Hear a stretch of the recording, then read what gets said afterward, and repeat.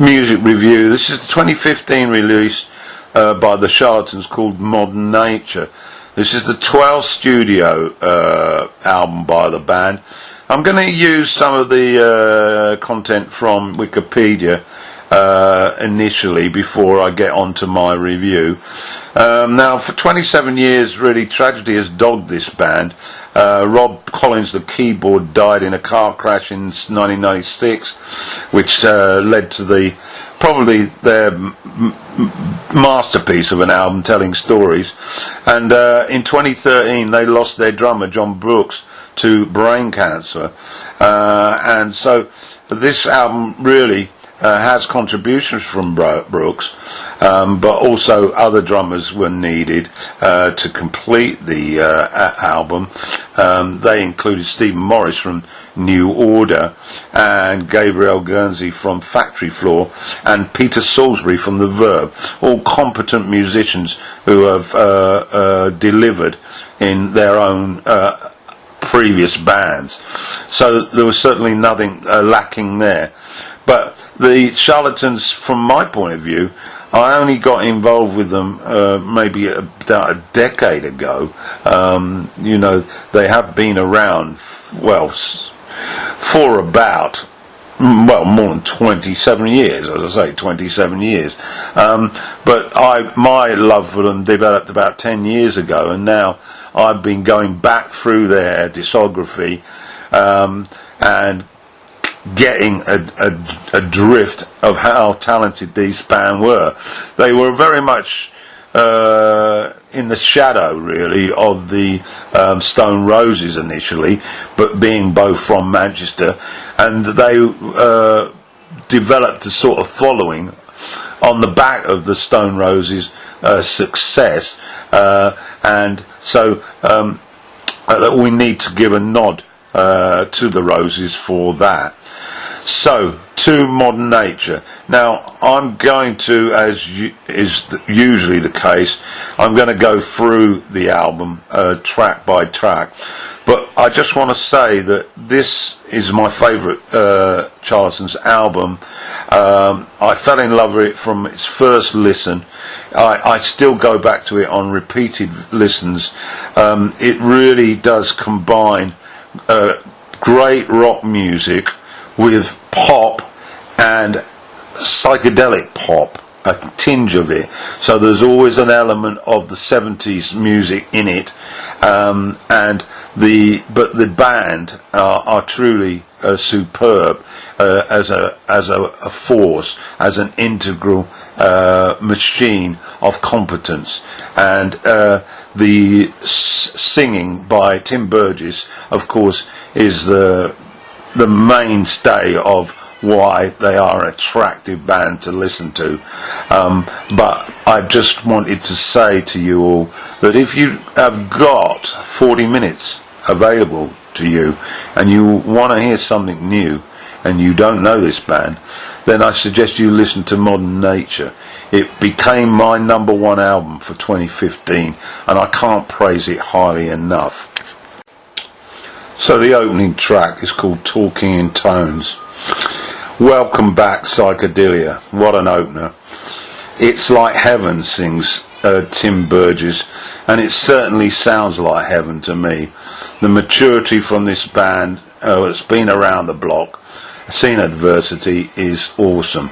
There's some magical keyboards here that hit you right in the mush. It's apparently about telepathic communication between you and your love, and it's also rather fitting. It tends to creep up on you a little bit, though. Initially, your first listen, you think, that sounds nice, and then you start humming the chorus, humming the melody, and then after a number of listens, it hits you, and you just cannot stop singing the chorus. It's like heaven, and the melody is absolutely brilliantly. The jangly chorus really is 5-star. It's a great opener. To track 2 then, So-Oh, sorry. Well, it keeps up the pace from the opener, and it's more Stone Roses influence. It's got that really whiny guitar, and ringing out of the speakers is the chorus. So, oh, and Burgess does once again gets you hypnotized by the chorus.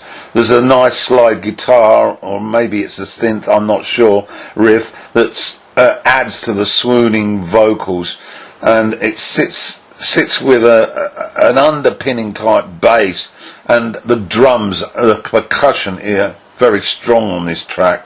As to the lyrics, well, I read them a few times, and it's certainly about love, but I also get a sense that it was perhaps under the influence of something that inspired one to use the metaphors of the clouds, the sky, the lights, to assimilate the notion of love, a love story.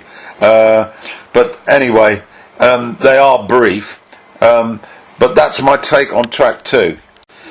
Listening to track 3, Come Home Baby, I was thinking, God, is this music cool or what? The shuffling rhythms with that cosy lead vocal from Burgess. Burgess's vocals are such an intricate part of the Charlatans sound, and no more so than in that spiraling chorus. Listening, you just want to hug the man, hug the sound, and it's so warm. It's 70s inspired, of course, but the production is silky clean. There's also a hint of gospel on the outro. As for the lyrics on this, well, it's another love song, really, about your loved one being out of town or not there at the time, and you waiting and imagining the feeling when you get back together. Track 4, Keep Enough, well, it just maintains the quality. I particularly like the use of the stacks-like horns here, which creates a sort of Curtis Mayfield-like sound. And there's an addictive intro to this song. It's a very soulful sound. The restrained instrumentation, of course, is a new slant for this band.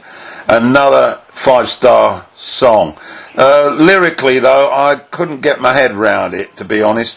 It seems to be asking questions, really, Burgess, about a relationship. Is it the start of a relationship? Is it a new start? Not quite sure where it was going, to be honest. But anyway, that's track 4. So to track 5 then, In the Tall Grass. There's a lovely percussion intro that lays the foundation for this punchy, laid-back peach of a track. Wispy sort of harmonies. Burgess vocals just get better the more you hear them. And then the organ just adds that depth of sound and funk that's punchy with the percussion. The percussion is pure rhythm. It's cool. That's the word that comes to mind as Tim slowly increases the tempo. As for the lyrics, well, he keeps them simple again. I think this one is about the start of a new relationship and the beauty of being able to let go of the past and to feel that this is fresh and without sort of lots of baggage from the past. That's my take on it anyway. That's track 5 then, In the Tall Grass. Track 6 is Emily. This is by far my favourite. It really dances along and jumps out of the speakers at you. The lyrics allow you to escape into the walls of sound. LSD? Maybe. This trip is clean and more psychedelic. Listen to the jangly guitars intertwined with the harmonies that glide and the drum skips. The production is 5-star. I like the acoustic chord guitars as a standout. It's really like pure love listening to Burgess's voice melt like a marshmallow. As for the lyrics, well, he doesn't change the topic that often. This is about, I think, of a new desire, a new girl, that comes along in a flash, and you immediately have that sort of zest of interest, of maybe lust, and you really want to see that person again. You don't want to let them slip away from your grasp. That's my take anyway. Track 7 is Let the Good Times Be Never Ending. It's a disco gem a la Disco Inferno, but rock styled.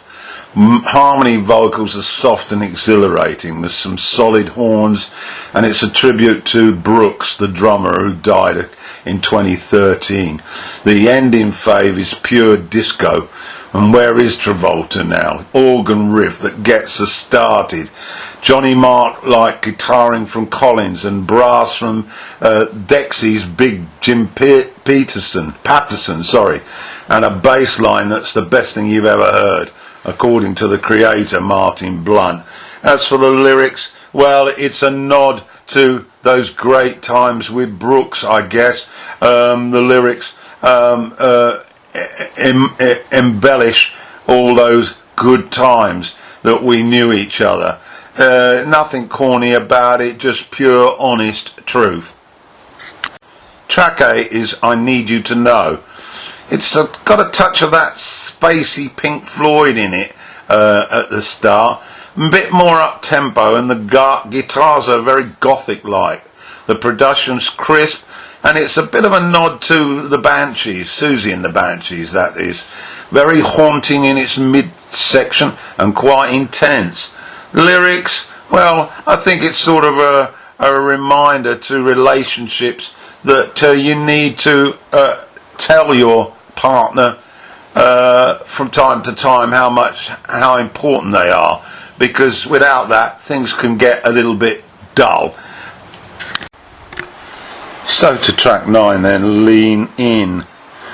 This is the thumping rhythm and drums. It's pure rock music, and I love it. And that skipping melody with awesome harmony vocals. It's a full sound, that's for sure, that shatters the eardrums with headphones on. It's a band fully in sync, no pretensions. A bit like Tom Petty, I guess. Lyrically, well, it's another love song really, about knowing your other half and knowing exactly where you're going, and the ability to lean on each other, I guess. Well, that's my take anyway. Track 10 is Trouble Understanding, a lovely mellow piano with a staccato rhythm, and vocal immediately gets you in the groove. The keyboards at the forefront, and then a tasteful guitar solo with a touch of flute, very sparingly introduced, and brief tasty gospel harmonies are way back in the mix. It's a lazy, infectious beat, and it's a song favourite of mine.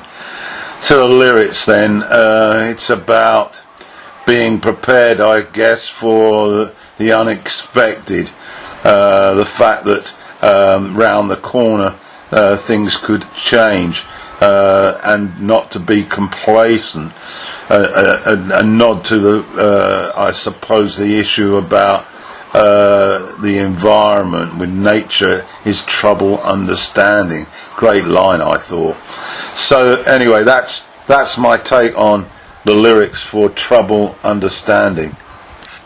Now, on my version of Modern Nature, I have a track 11, although it's not credited on all versions of the album. It's called Lot to Say anyway, and I thought it was a fitting finale to a breathtaking set of songs. And on each listen you get more and more drawn into the feel, the rolling rhythms, so distinctive on this, and many of the songs really maintain such a high quality. So, in conclusion, my album of that particular year, that's 2015, just to remind yourself as well. Modern Nature by the Charlatans.